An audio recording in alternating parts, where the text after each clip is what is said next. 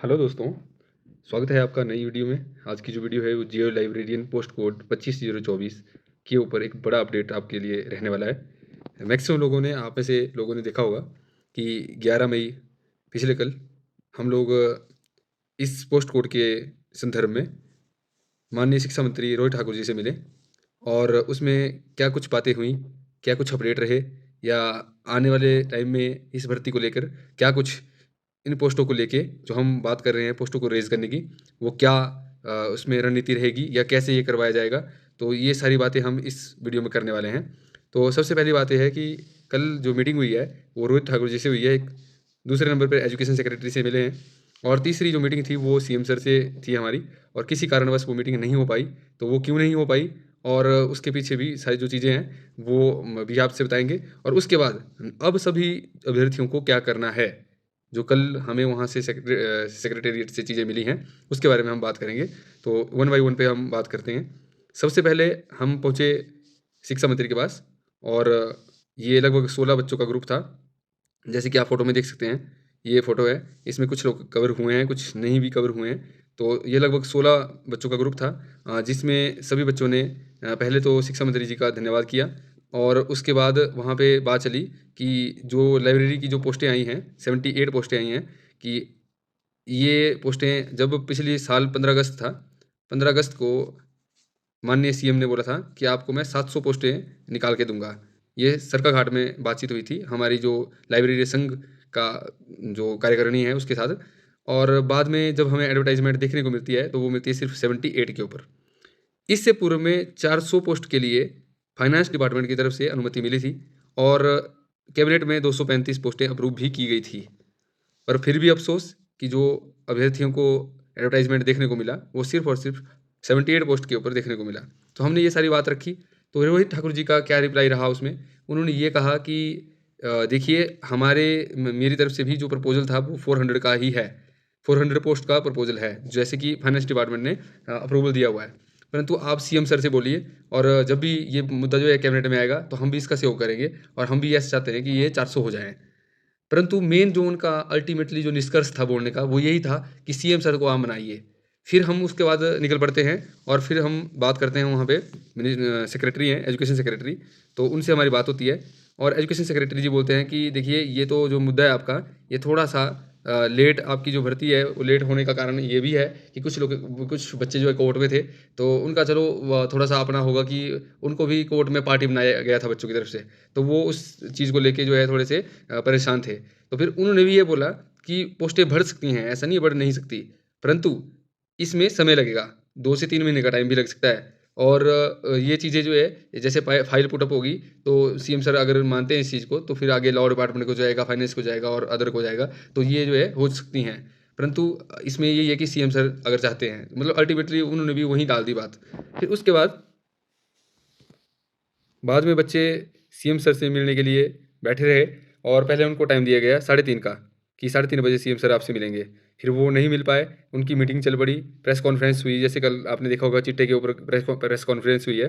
तो वैसे press conference हुई, फिर उनकी मीटिंग चलती रही और अंत में उन बच्चों में से लास्ट में पौने 8 बजे तक 7:45 तक जो है लगभग 9 बच्चे बैठे रहे और उन बच्चों ने फिर भी प्रयास किया।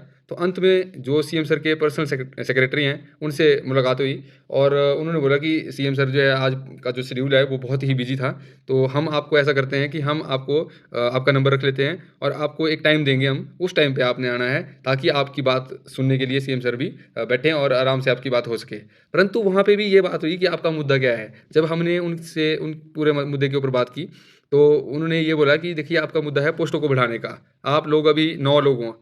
तो इस प्रकार के छोटे जो डेपुटेशन हैं, वो कामयाब नहीं होते हैं। तो उन्होंने हमें एक तरीका समझाया कि अगर आप वाक़ई में ये चीज़ चाहते हो, तो आप ऐसा कीजिए जैसे कि उस डेपुटेशन में हमने ये माँगे रखी थी कि हमारे जो कुछ लोग हैं, उनकी एज जो है 40 प्लस भी हो रही है। बहुत ऐसे लोग हैं जिन्होंने लास्ट टाइम जो एग्ज़ाम 2009 में हुआ था, उससे पहले की बी लीव करके रखी है या डिप्लोमा करके रखा है।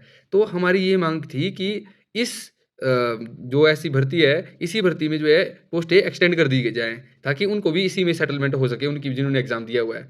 तो वो उन्होंने कहा कि आपके बीच में ऐसे लोग तो हैं नहीं, तो मेरा अब नेक्स्ट क्या करना है उसके ऊपर ये वीडियो जो है ये प्लानिंग के ऊपर वीडियो रहेगी कि हमने नेक्स्ट जो कार्यक्रम करना है वो कैसे करना है।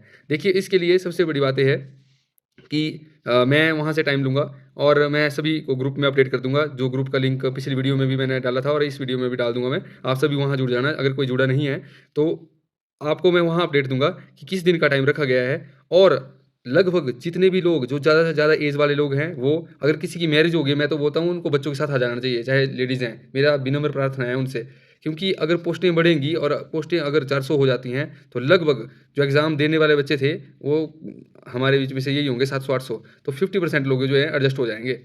तो मेरा आपसे फिर से एक बार विनम्र प्रार्थना है कि आप लोग इस चीज़ को सीरियस लीजिए। हम अपने लेवल से जो भी जितना भी कर सकते हैं, वो कर रहे हैं। आपका सहयोग यहाँ पे मासेस का होना बहुत ज़रूरी है। मतलब लोगों का होना, कोई भी आंदोलन होता है उसमें लोगों का सपोर्ट होना ज़रूरी है, क्योंकि जो भी पॉलिटिकल पार्टीज़ होती हैं, वो ये देखती हैं कि इस काम को करने से हमें कितना फ़ायदा होगा। मतलब इनको ये तो लोगों को वोट में तोलते हैं। मैं एक रियलिटी सी बात बोलूँ, तो आपको क्या करना है कि आपको सपोर्ट शो करना है उस दिन।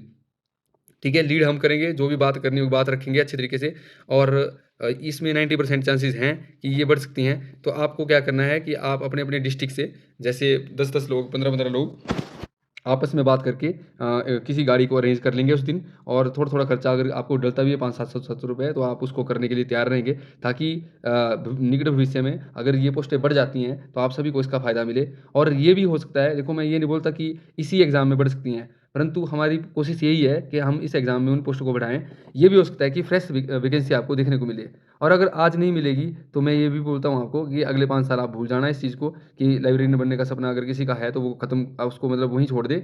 और अगर कल को सीबीएसई की बात आएगी भी, तो सीबीएसई में जैसे वो दिहाड़ीदार इन्होंने बनाए हैं ना 10 महीने वाले, वैसे 5 साल की जॉब रहेगी, ये जॉब खत्म कर दी जाएगी। तो आज समय है अपने हकों के लिए लड़ने का। आप कृपया करके उस ग्रुप में जुड़िए और ज़्यादा से ज़्यादा लोगों का जो मासिक सपोर्ट है वो हमें मिले, ताकि हम इस चीज़ को एक खुले मंच पे जो है रख सकें इस बात को और अपने लिए लड़ सकें। धन्यवाद, thank you so much. Group का लिंक मैंने इसमें डिस्क्रिप्शन बॉक्स में डाल दिया है, तो आप उसको ज़रूर देखें और इसमें मैं वीडियो भी ऐड कर दूँगा कि क्या हमारी बातचीत हुई है। एक्चुअली उस वीडियो में थोड़ी-सी बातचीत दिखाई गई है, जो टोटल बात है वो मैंने आपके सामने रखी है।